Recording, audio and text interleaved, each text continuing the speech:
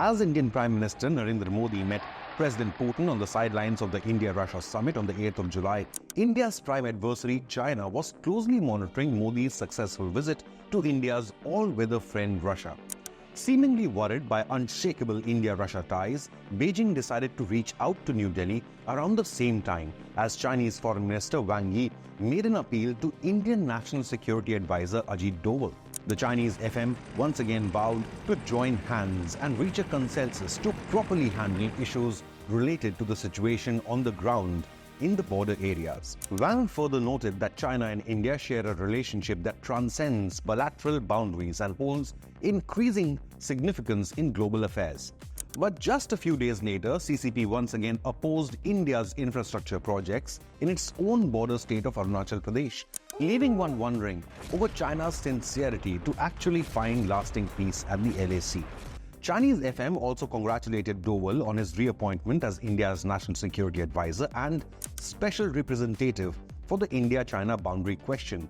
This happened at the same time as Modi-Putin meeting and is unlikely to be mere coincidence. Wang Yi's recent exchange with Doval followed his bilateral meeting with India's External Affairs Minister S. Jaishankar at Astana on the sidelines of the Shanghai Cooperation Organization of the SCO Summit in Astana, Kazakhstan on the 4th of July. Indian Prime Minister Modi had snubbed the SCO summit, which Xi Jinping and Pak PM Sharif had attended in person. The meeting between the two FMs was important as India reiterated that the ban on Chinese direct flights and visas would continue unless the PLA respected the pre-2020 status quo at the LAC in Ladakh. Issuing a stark reminder to Beijing, S. Jaishankar had said, quote, "There is a need to redouble efforts to achieve complete disengagement in eastern Ladakh." He wrote on platform X, quote, "Agreed to redouble efforts through diplomatic and military channels to resolve border disputes. Respecting the LAC and ensuring peace and tranquility in the border areas is essential," unquote.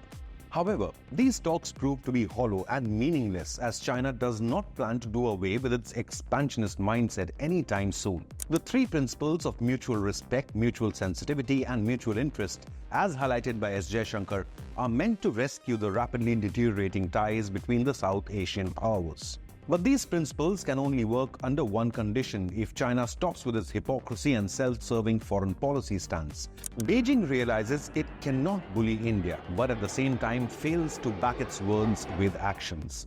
China has left no stone unturned to poke India diplomatically wherever possible.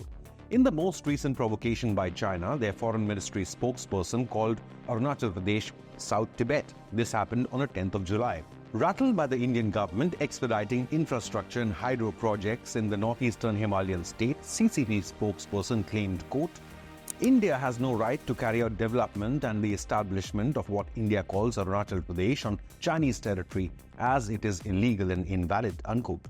Earlier, Jaishankar had boldly reminded China that Arunachal was, Arunachal is, and will forever remain Indian territory, just like it has been for centuries. In another incident, recent satellite images showcase China's salami-slicing tactics, which continue near the line of actual control, where it has constructed underground bunkers and bases in previously neutral territory. People's Liberation Army is trying to provoke India and Indian Army at several regions across the LAC, just like it is attempting to surround its major adversary India in the oceans, similar to the String of Pearls. Fresh satellite images from Black Sky, a US-based company, revealed the ongoing construction of underground bunkers and hardened armor vehicle shelters at Pangong Lake in Ladakh. The People's Liberation Army has started to fortify its positions with a significant military build-up at the Sirjap base, which has now become a fully functional headquarters for the PLA in this region. On the other hand, China is attempting to occupy a moral high ground internationally by holding back-to-back engagements with India without a concern or conceding to India's requests and demands. These instances of provocation show how China has no intention or willingness to respect the pre-2020 status quo ante that existed at the LAC. Making several attempts to unilaterally alter the status quo by transgressing the LAC, Beijing has violated several bilateral agreements it signed in 1993 and 1996 with New Delhi. And now China is demanding non-militarized buffer zones in East Ladakh, which might be Beijing's strategy to force India to agree to their interpretation of the new normal at the line of actual control. These proposed buffer zones by China lie inside Indian territory, and New Delhi is not likely to pull back its troops just because China is suggesting it. But does China want to avoid a larger conflict with India? China realizes the success of India's foreign policy and diplomacy. New Delhi has managed to do something that China has failed to do. India maintains its position as a non-aligned player and thus fostering close relations with all major global superpowers, even on opposing sides. Prime Minister Modi has shown he is among the few leaders capable of playing the role of a mediator in the Russia-Ukraine war.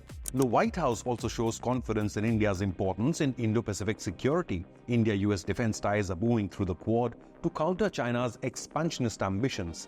India's close relations with both Russia and the United States has clearly caught China off guard. A day after the Modi-Putin meeting, White House press secretary called India US's strategic partner, with whom they hold full and frank dialogue, including India's ties with Russia.